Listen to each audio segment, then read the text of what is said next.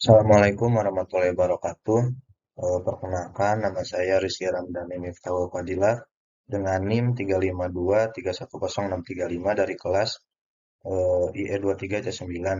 Di sini saya akan menjelaskan tentang sistem thinking untuk memenuhi tugas besar mata kuliah permodelan sistem. Nah, apa sih sistem thinking itu? Nah, jadi sistem thinking itu adalah pendekatan berpikir holistik yang digunakan untuk memahami bagaimana berbagai elemen dalam suatu sistem saling berinteraksi. Alih-alih fokus pada bagian individu dari suatu permasalahan, pendekatan ini menekankan pemahaman atas pola hubungan, aliran informasi, serta umpan balik atau feedback yang membentuk perilaku sistem secara keseluruhan. Nah, Peter Seng tahun 1990 dalam bukunya The Fifth Discipline menyebutkan bahwa sistem thinking adalah disiplin untuk melihat keseluruhan atau wholes mengenai pola dan keterkaitan antar bagian sistem serta belajar bagaimana memperbaiki struktur sistem untuk mencapai hasil yang lebih baik. Nah, lalu apa sih pentingnya sistem thinking dalam teknik industri itu? Nah, pentingnya sistem thinking dalam teknik industri, jadi dalam konteks teknis industri, banyak permasalahan yang bersifat kompleks, dinamis, dan melibatkan banyak komponen seperti manusia, mesin, material, informasi, dan kebijakan. Nah, sistem thinking ini membantu dalam mengidentifikasi akar masalah, jadi bukan hanya gejalanya aja. Terus, menghindari efek negatif dari solusi jangka pendek, mengembangkan kebijakan jangka panjang yang lebih berkelanjutan, serta memahami konsekuensi dari intervensi dalam sistem. Nah, contohnya, dalam manajemen persediaan, kekurangan stok atau stock out bisa disebabkan oleh berbagai faktor seperti kesalahan forecast, lead time yang panjang, atau kebijakan pemesanan yang tidak sinkron dengan permintaan. Nah, dengan sistem thinking ini, kita bisa memodelkan sistem persediaan tersebut dan menemukan leverage point yang tepat untuk perbaikan. Nah, lalu ada elemen kunci dalam sistem thinking. Jadi yang pertama ada stock and flow, yaitu elemen statis atau stok dan dinamis atau arus dalam sistem. Yang kedua ada feedback loop, yaitu umpan balik yang memperkuat atau reinforcing atau menyeimbangkan balancing system. Lalu ada delay, yaitu keterlambatan waktu yang menyebabkan efek tidak langsung. Lalu ada leverage point, yaitu titik intervensi dalam sistem yang memiliki pengaruh besar.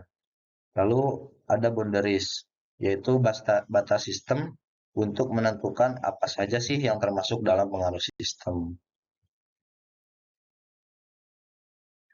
Nah, lalu di sini saya menganalisis jurnal dengan judul An Application of System Thinking for Solving Inventory Management Problem. Nah, untuk identitas referensi jurnal sendiri, jadi judul jurnalnya An Application of System Thinking for Solving Inventory Management Problem. Penulisnya itu Siraprapa Kosipton dan Favina Kaufalit-Wongs.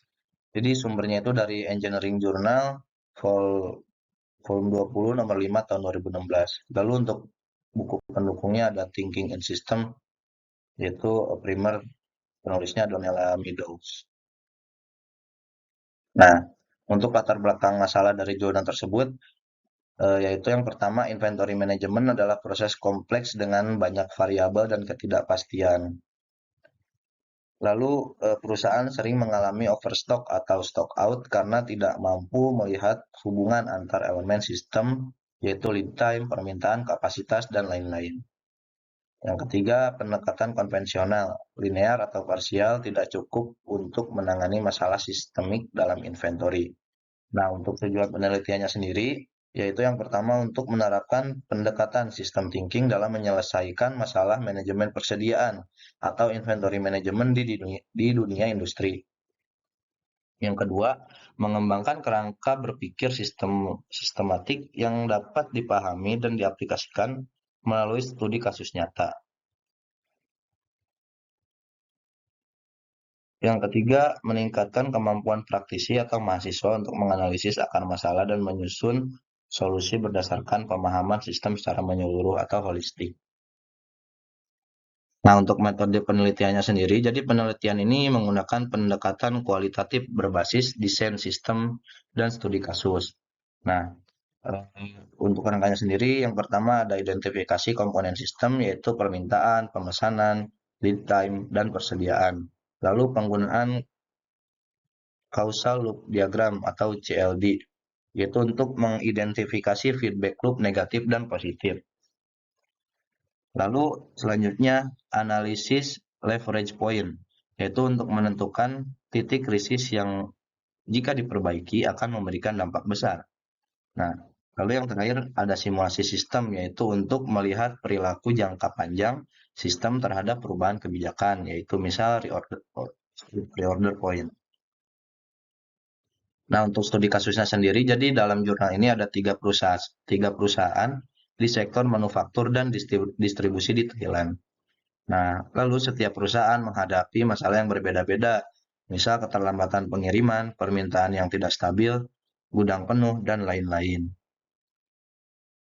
Nah, di sini ada penjelasan terkait studi kasus dari jurnalnya. Itu untuk kasus yang pertama, bahan baku impor, steel wire rod. Jadi masalah utamanya itu perusahaan kelebihan stok, namun tetap mengalami kekurangan bahan baku, yaitu manajemen persediaannya yang tidak efektif.